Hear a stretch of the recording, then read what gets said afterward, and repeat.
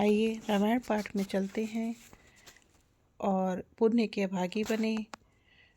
जय श्री राम। भरत और निषाद राज गो मिलन। पाठ 64। भरत और निषाद राज गो मिलन। सब श्रृंगबेरपुर के समीप जा पहुँचे। निषाद राज ने सब समाचार सुने तो वह बहुत दुखी होकर हृदय में विचार करने लगे कि क्या कारण है जो भरत वन को जा रहे हैं। कहीं वो श्री राम से युद्ध करने तो नहीं जा रहे। फिर मन में विचार करते हैं कि भरत जी चाहते होंगे कि छोटे भाई लक्ष्मण सहित श्री राम को मारकर सुख से निष्कंटक राज्य करूंगा। ऐसा विचार कर गुह ने अपनी जाति वालों से कहा कि सब लोग सावधान हो जाओ और भरत से युद्ध में लड़कर मरने के लिए तैयार हो जाओ। युद्ध में मरण, फिर गंगा जी का तट, श्री राम जी का काम और क्षण भंगुर शरीर। भरत श्री राम जी के भाई और राजा और मैं नीच सेवक, बड़े भाग्य से ऐसी मृत्यु मिलती है। निषाद राज ने मुनिराज वशिष्ठ जी को देखकर अपना नाम बतलाकर दूर से ही दंडवत प्रणाम किया। मुनीश्वर वशिष्ठ जी ने सबको राम का प्यारा जानकर आशीर्वाद दिया और भरत जी को समझाकर कहा, यह श्री राम का मित्र है। इतना सुनते ही भरत जी ने रथ त्याग दिया। वे रथ से उतरकर प्रेम से उमंगते हुए चले। निषाद राज गुह ने भरत जी को दंडवत प्रणाम किया। दंडवत प्रणाम करते देखकर भरत जी ने उठाकर उसको छाती से लगा लिया। फिर इस गुह को तो स्वयं श्री रामचंद्र जी ने हृदय से लगा लिया और कुल समेत इसे जगत पावन बना दिया। राम सखा निषाद राज से प्रेम के साथ मिलकर भरत जी ने कुशल मंगल और क्षेम पूछी। भरत जी का शील और प्रेम देखकर निषाद प्रेम मग्न होकर देह की सुध भूल गया। फिर धीरज धरकर भरत जी के चरणों की वंदना करके प्रेम के साथ हाथ जोड़कर विनती करने लगा कि हे प्रभु, कुशल के मूल आपके चरण कमलों की दर्शन कर मैंने तीनों कालों में अपना कुशल जान लिया। मैं कपटी, कायर, कुबुद्धि और कुजाति हूँ और लोक वेद दोनों से सब प्रकार से बाहर हूँ। पर जब से श्री रामचंद्र जी ने मुझे अपनाया है तभी से मैं विश्व का भूषण हो गया।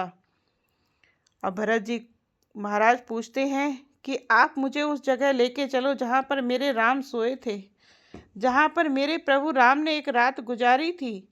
अब निषाद राज भरत जी को उस जगह पर ले गए तो क्या देखते हैं कि जिन पत्तों पर, जिन तिनकों पर राम सोए थे वहाँ तो मंदिर बन गया था।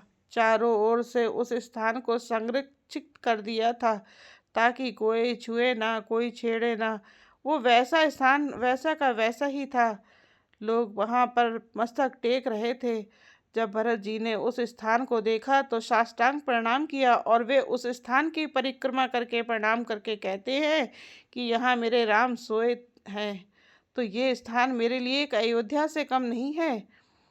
इस प्रकार रात भर सब लोग जागते रहे। सवेरे होते ही यहाँ से फिर चले हैं। निषाद राज को आगे करके पीछे सब माताओं की पालकियाँ चलाई और छोटे भाई शत्रुघ्न जी को बुलाकर उनके साथ कर दिया।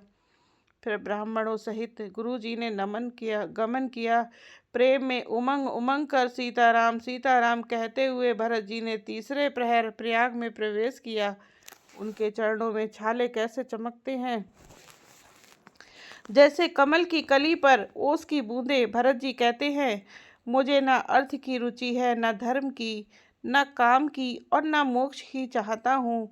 जन्म जन्म में मेरा श्री राम जी के चरणों में प्रेम हो, बस यही वरदान मांगता हूँ, दूसरा कुछ भी नहीं। भरत जी के वचन सुनकर बीच त्रिवेणी में से सुंदर मंगल देने वाली कोमल वाणी हुई है। हे तात भरत, तुम सब प्रकार से साधु हो।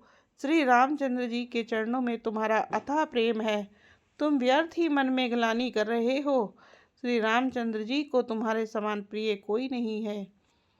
त्रिवेणी जी के अनुसार वचन सुनकर भरत जी का शरीर पुलकित हो गया है।